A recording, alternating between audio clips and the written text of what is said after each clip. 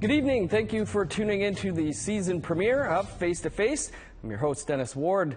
Our guest this week is a very recognizable Mi'kmaq citizen, lawyer, and associate professor, as well as the chair of Indigenous governance at Ryerson University. Dr. Pam Palmater is also a fierce advocate and critic. It's my pleasure to welcome Dr. Pam Palmater to Face to Face. Quay, thank you. Pam, there's a lot we could talk about, but I'd like to start with the National Inquiry into missing and murdered Indigenous women and girls. Community hearings have resumed again after some time off during the summer there, most recently in Smithers, and next they'll be in Winnipeg. You've written the inquiry was imploding in slow motion. Maybe if you can tell us a little bit why you feel that way.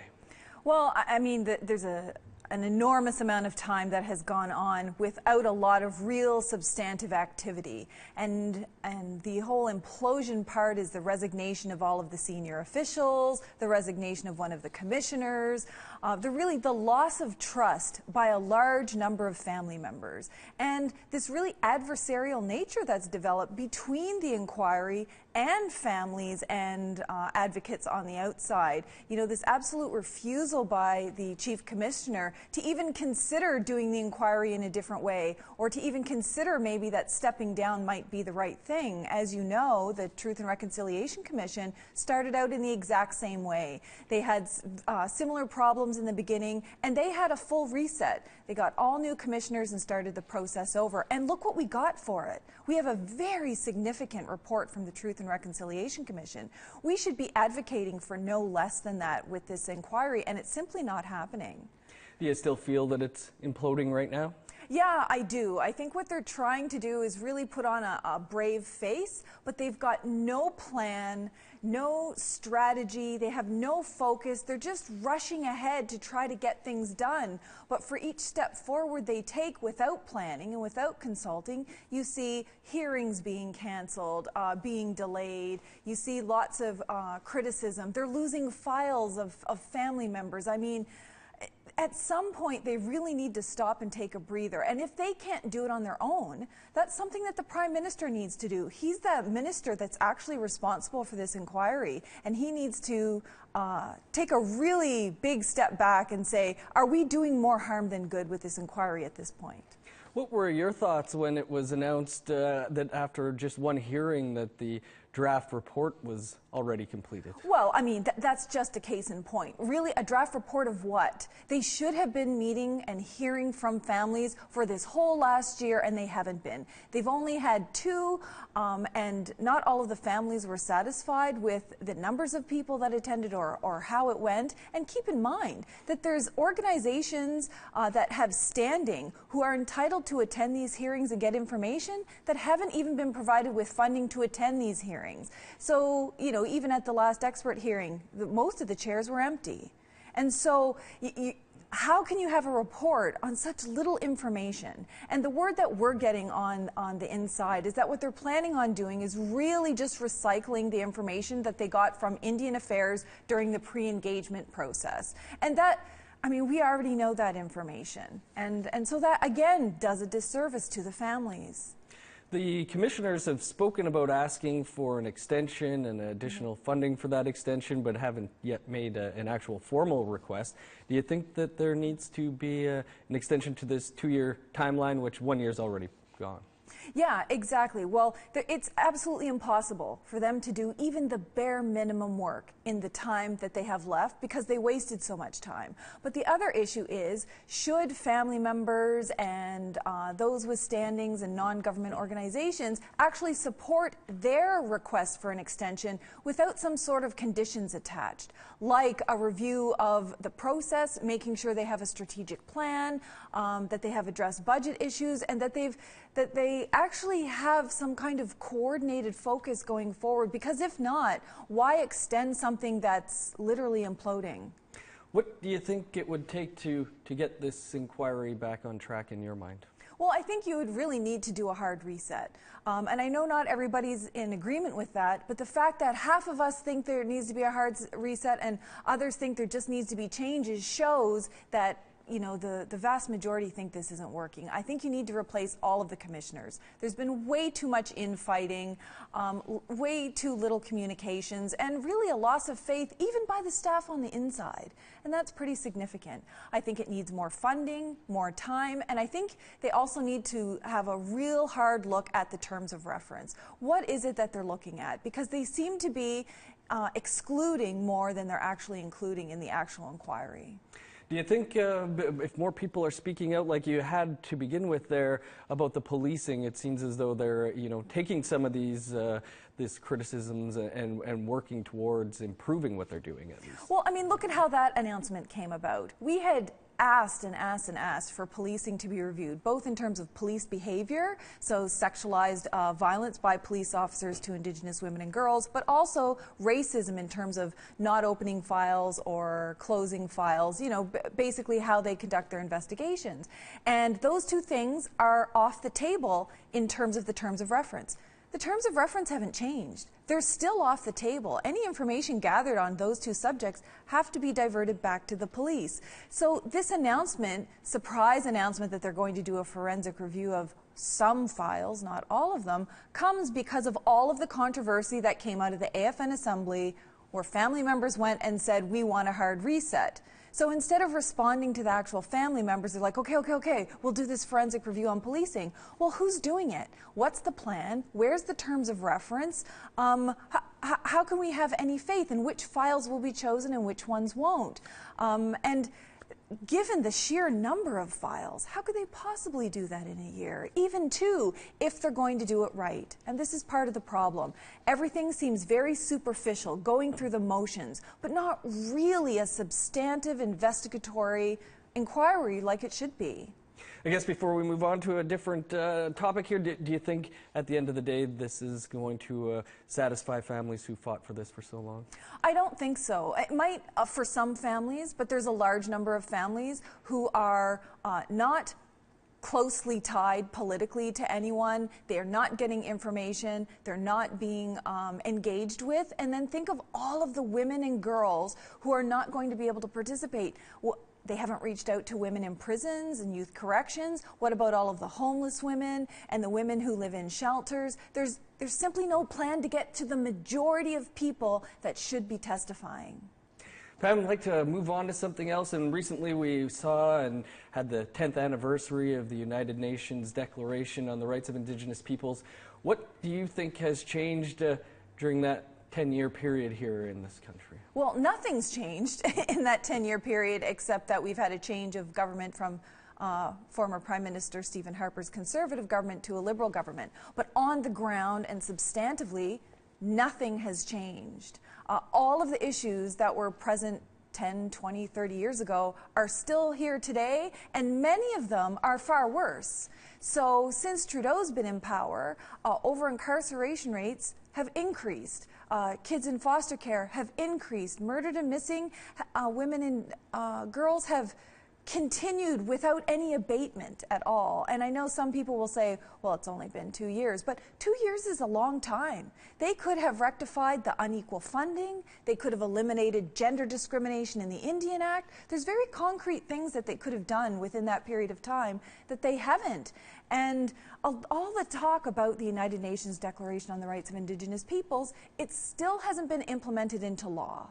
And that's the crux of the matter. You can say you support it, you can say it's a good thing, you can say it's the path forward, but unless Canada implements it into law, it has no practical effect in terms of domestic court cases, for example. The Prime Minister gave a speech at the UN recently. I'd like to play a little bit of that for you to hear.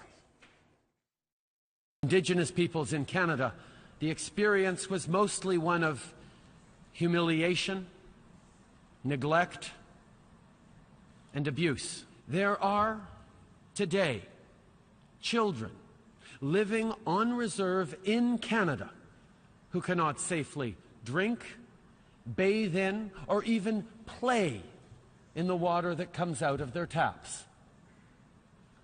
There are Indigenous parents in Canada who say goodnight to their children and have to cross their fingers in the hopes that their kids won't run away or take their own lives in the night In short, we've been working hard in partnership with other orders of government and with Indigenous leaders in Canada to correct past injustices and to bring about a better quality of life for Indigenous peoples in Canada.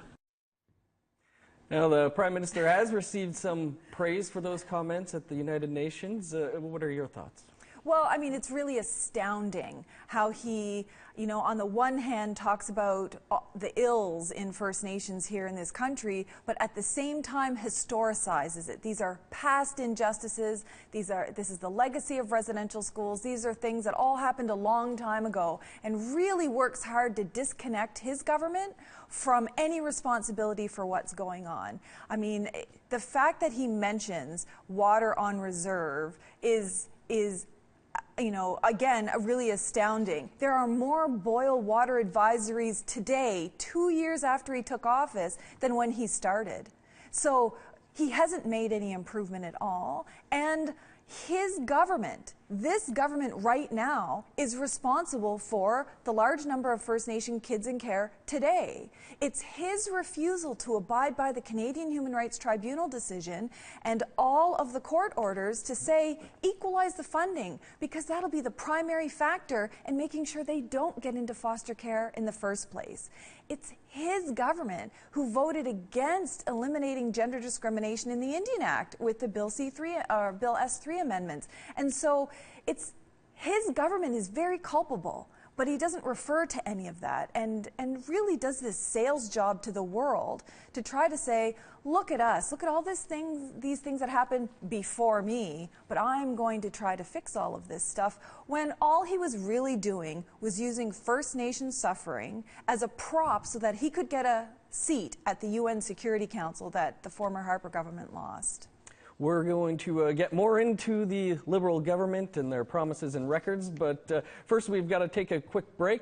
We'll be right back to continue our conversation with Pam Palmater here on Face to Face.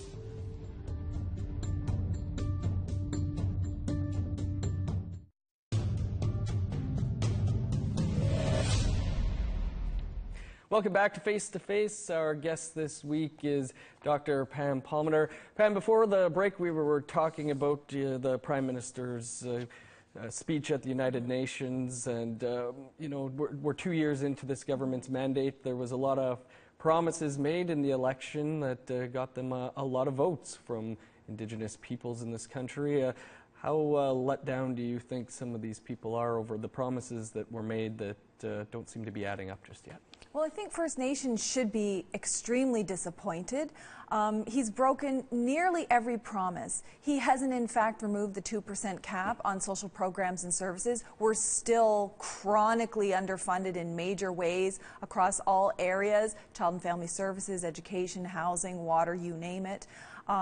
He hasn't done anything towards developing a nation-to-nation relationship. So far, the relationship is the same old status quo meetings with national Aboriginal organizations who are not rights holders, who really have no legal or political right to be negotiating Aboriginal and treaty rights or land rights. He hasn't done anything substantive in the way of Aboriginal rights, treaty rights, or land rights, despite his promise that this new relationship going forward would be based on a respect for rights. Yet, we're in courts all over the country against Canada for numerous breaches, and Canada continues to defend and deny that it has any obligations in this area. So, when you go down through all of the promises, they're literally being broken one by one. Think about the post-secondary education funding. Promised $200 million over 4 years, and that didn't flow. I mean, we have literally thousands of First Nations people waiting to go to post-secondary education to get a job, nation build in their communities, provide for their families, and they can't so much as do that. Yet, they can spend twice as much on Canada's birthday party. So when you're talking about priorities, and you're really analyzing his quote, "There's no relationship more important to me than the one with Indigenous peoples," you have to look at his actions, and his actions clearly don't match his words. Pam, you're often called to speak on these issues by the media and others. We've like we mentioned, become quite a recognizable face. I'm wondering how this all came to be for yourself. Were you a bit of an activist, an advocate as a youth? Yeah, so really how this all came about is I have a huge family of 8 sisters and 3 brothers, and you know, the majority of them were very politically active, and they essentially forced me to go and do everything that they were doing, even when I was really small. So the very kind of first activism was when my brother was outraged when I had come home from school. I think I was in grade 2, and had told him what the teacher taught me, that the Indians had died off a long time ago, and there was, you know, treaty documents were, you know, historical, metaphorical documents, nothing of any value. And when I told him that just enraged him, because clearly I'm an Indigenous person. We didn't die off a long time ago. And he went to class and told my teacher in front of all the other students, I was not allowed to stand for O Canada unless and until Canada recognizes our treaties and gives us our land back. So here I was. I didn't know what any of this meant, except that it was very important to my brother, and so I didn't stand for O Canada. And that's kind of been my process ever since. And so from the time I was maybe 7 or 8 years old, I've been going to government negotiations, government meetings, protests, rallies, marches, you know, community meetings, you name it. And so it's just, I've grown up in all of this, and so I can't imagine having any other kind of life. And you know, my family always said, you don't have the right to call yourself a Mi'kmaq person unless you're willing to stand on the front lines and defend Mi'kmaq people and territories and sovereignty. And so it's not like a job or anything. It's something that you have to do as part of your obligation to your nation. You know, coming with all that notoriety, though, is criticism and all that comes with that. Have you faced a lot of that? Yeah, so, I mean, especially during the Harper era, some of the more right-wing media, for example, would, you know, try to discredit lots of activists, not just me. And, you know, one of them actually posted a map to how to get to my house and, you know, called me a militant and a terrorist. And, you know, so there's some safety issues around things like that. But for the most part, the majority of people have been supportive. And what I've found is that we don't all have to agree politically or legally on these issues, is that we need to stand up and defend our people on these issues and you know, really help educate. And I think that's the most important part, and to not put so much focus on all of the detractors. You can waste a lot of attention on online trolls, for example, or people who are just fighting for the sake of fighting. And you kind of have to look at the big picture and realize that the things that we're fighting for, this battle that we've been engaged in since contact, you know, this need to resist and protect and assert our sovereignty, is something that's far more important than what a few critics might have to say. Like you say, you've been in this fight since a young child, but, you know, how do you handle stuff like that when people are posting maps to your home? And yeah, well, I mean, for the most part, we just ignore all the really negative stuff. Anything that's racist or purposely derogatory, there's some things that you can't ignore. So when the RCMP or CSIS or, you know, the Department of National Defense or government operations decides to put you under a watch, on a watch list or things like that, and your privacy is being invaded, you know, that's of great concern. That's not new. That's been going on for decades and decades for Indigenous people. I mean, the whole Indian Act was about putting people in places where they could monitor them and register them and know their movements and who they're connected to. So it's just something that we have to manage on the one hand, but put most of our focus into our people and nation building and holding people accountable. And that includes, you know, federal, provincial governments, but also national Aboriginal organizations and people who aren't necessarily working in our best interests. Has there ever been a time for you where you felt as though maybe you needed to pull back a bit? Well, there's times when I've had to pull back, not necessarily from any of the negativity, but just for things that happen in our lives. So suicides in our families, or murders in our families, or, you know, all of the things that we experience being part of a First Nation, losses, they've required pulling back and getting grounded and healing and then going forward again. None of us can do this 24 hours a day, 7 days a week, because we have all of these other social things that we have to take care of as well. Pam, we've got to take another quick break here, and then we'll be back with more Face to Face with Pam Palmater.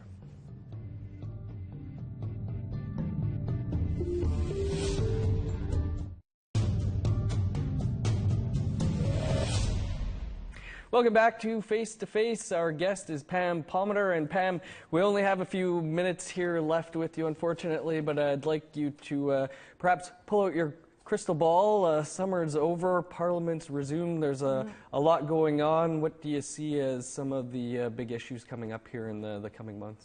Well, the biggest issue that's happening right now is the renegotiation of NAFTA with the United States and Mexico. It should be a huge concern for First Nations because we're not at the table as negotiators. There's been no consultation. This deals with our lands and resources, and by going ahead, they're acting in a really unconstitutional manner. They're essentially violating both Canadian laws and international laws by doing it. So there may be legal challenges ahead. I think one of the other issues that's going to come up right away is the reintroduction of Bill S3, this battle between the Senate and the House over gender discrimination in the Indian Act. The Senate seems to be siding with First Nations that there should be no more gender discrimination. The House has other ideas about delaying it and protracting it. So I think that's huge. I think we should really watch for what's going to happen with the Canadian Human Rights Tribunal decision and whether or not the federal government's going to finally give in and say, yes, the most vulnerable people in our society deserve equality in terms of funding. And, on a bigger scale, we've got some huge issues around land.